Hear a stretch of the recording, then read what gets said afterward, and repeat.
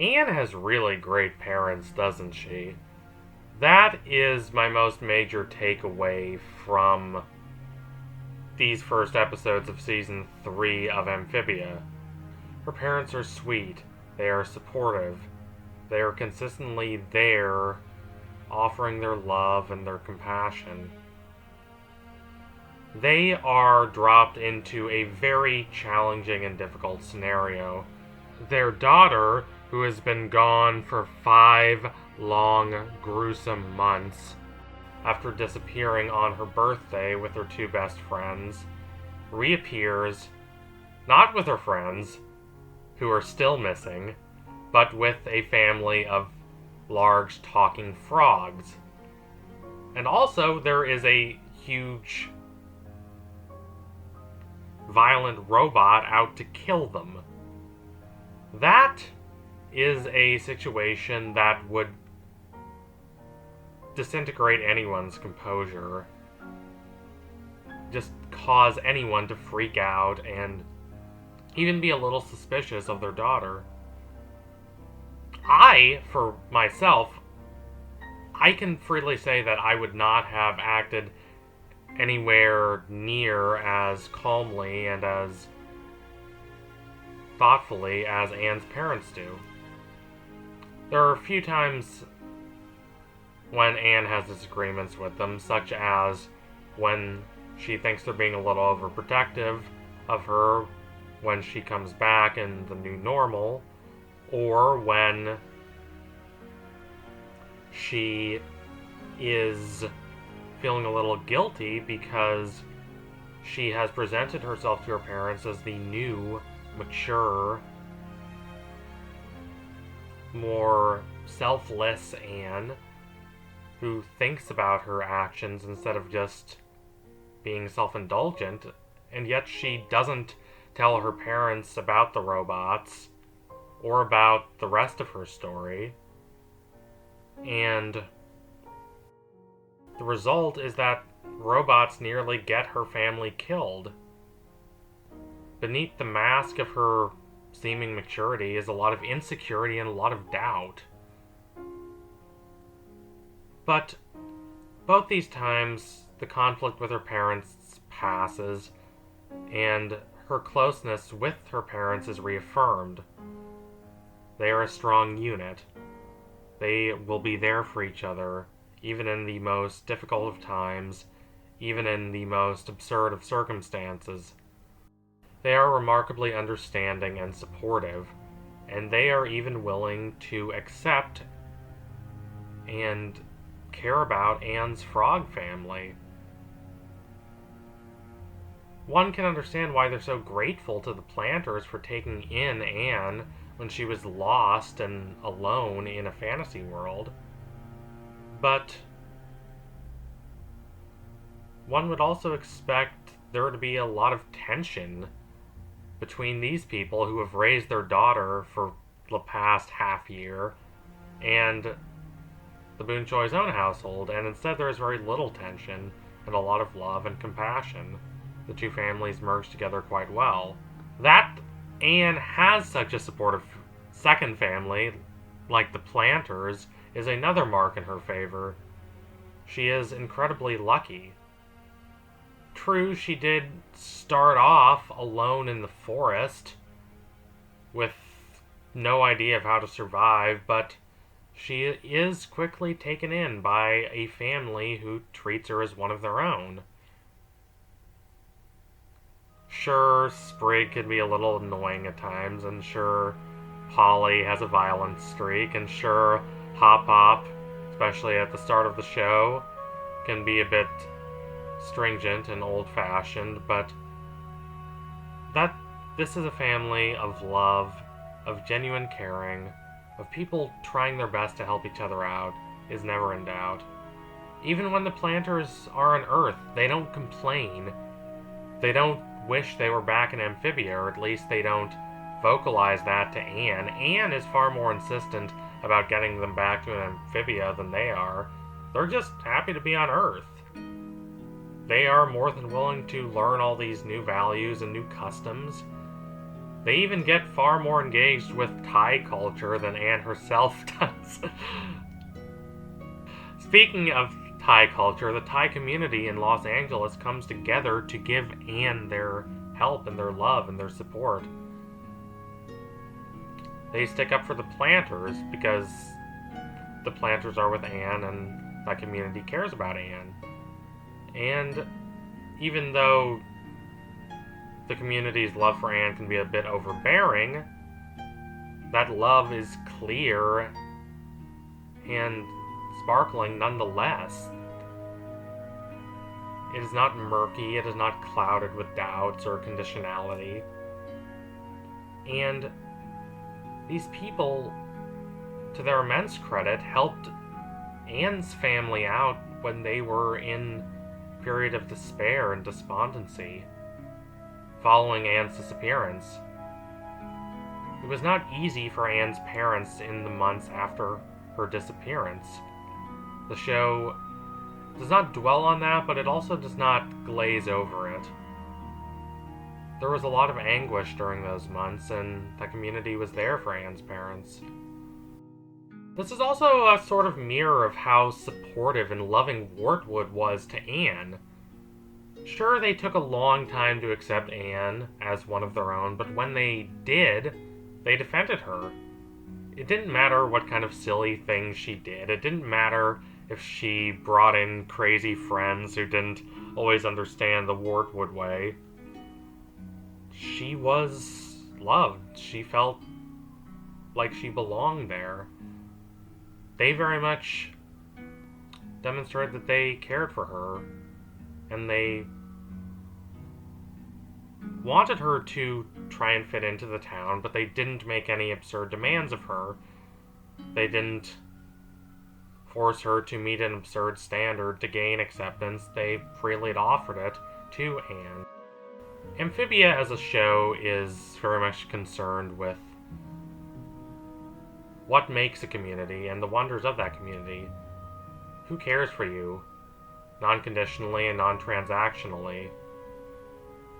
Who freely chooses to take an interest in your own well-being, not because there's a financial incentive, not because they even do it reluctantly, but because they care? Among whom do you feel safe? Do you feel like there is a common link between you and others? Community is valorized in a lot of shows that positively portray small towns, although Amphibia is clear to point out that this kind of community, of course, does not only exist in small towns. It can also exist in these enclaves in big cities, as we see with the Thai community helping out the Boonchoys there in Los Angeles. But the show is not only about the positive benefit of not just being this single, solitary individual who's disconnected from all bonds with others. It does more than just show how much of a relief it can be to have a group of people who are there for you, who see you as one of them, who see that you have a desire to be a part of something bigger than yourself, to have that sense of belonging, and they offer it to you. The show does this, but it also demonstrates how lucky Anne is by contrasting her against her friends Marcy and Sasha, who do not have that, and it is not their fault. True, one could argue they're more flawed than Anne. I'm not sure I would argue that, but I can definitely see how it could be argued. But that they do not have the same level of community as Anne, that they do not have the existential relief provided by these bonds, is not their fault. Sasha comes into Amphibia, and she's immediately captured. She's placed in a cage and left there to rot for a month, and she only escapes because of her own cunning and her own cleverness. Now, Grime does come to care for her, and he does eventually see her as a sort of daughter, but number one, he's not the best father figure, and more importantly, number two, their bond starts off as one between a captive and their captor. It is not, of course, the healthiest start for a relationship. And yet, Sasha has no desire to return home. She's not as against going home as Marcy is, but she wants to stay and help the Toads. She doesn't want to go back to life on Earth, despite all she endured here in Amphibia, because she was not happy on Earth. I think that's pretty clearly implied, and it's clearly implied that she did not really have a lot of real friends, not like people she can manipulate, but like actual friends she cares about, other than Anne and Marcy. And it also doesn't seem like she really had a close bond with her parents. When she's talking with Anne, she views parents in such a negative light, and obviously I do not think she has a problem with Anne's parents. I don't think anyone could really have a big problem with Anne's parents. So it's by far more reasonable to think she's reflecting on her own negative relationships with her parents. Marcy is even more isolated than Sasha. It is true that Marcy, when she first came to Amphibia, had a great time. She became the king's trusted advisor. She became a member of the Utopian Guard. She fixed the sewer system there, and she helped build bridges there in Amphibia, in Utopia. She seems to be a great engineer. She has received the love of Utopia. Everyone seems to at least respect her. There's a giant statue in her honor. And she doesn't do it for riches or for fame, but because she wants that sense of belonging. She wants that sense of closeness. It is not something that she had before on Earth. She did not have someone like Andreas who nurtured her talents, who gave her books to read, who appeared to be invested in promoting her well-being, and who respected her as an individual, and who was actually interested in her own insights and experiences. That she did not have on Earth. She's the one who tried to run away. Had this not been a fantasy story, she probably just would have ended up returning in tears and in hatred, living a life she despised, and then having to move away from the only friends who made that life bearable. There's a lot more going on between her and her parents, and I think we know definitively so far. You can tell even before she actually goes home that she's very uncertain about her meeting with her father and her mother. Anne would not have reacted that way at all to receiving a text like that from her father. That's all I'm going to say. She finally has a good life in Amphibia, a prosperous life, a life in which she is a respected and loyal part of this community, where she is loved and she expresses a lot of love for her fellow Utopians, and then just like that, it's all taken away from her. The king's caring and affection for her, his fatherly tenderness toward her, is revealed to be a lie, and then he stabs her through the heart. This is what becomes of Marcy and Sasha.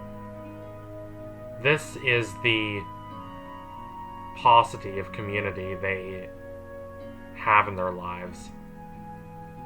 I would not blame them for feeling a little bit envious of Anne and a little bit bitter that she, through no virtue of her own, has all of this and they have so little.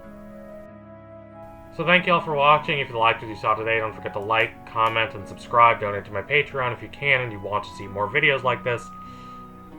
I do want to see more of Sasha and Marcy. Now that we know so much about Anne's parents, I think going deeper into the interior lives of Sasha and Marcy could be even more devastating now. But what do you think their lives were like and their bonds with their parents? sound off in the comments. Anyway, tune in soon for my next analysis. It will be coming soon, promise you that. Thank y'all again. Adios, comrades.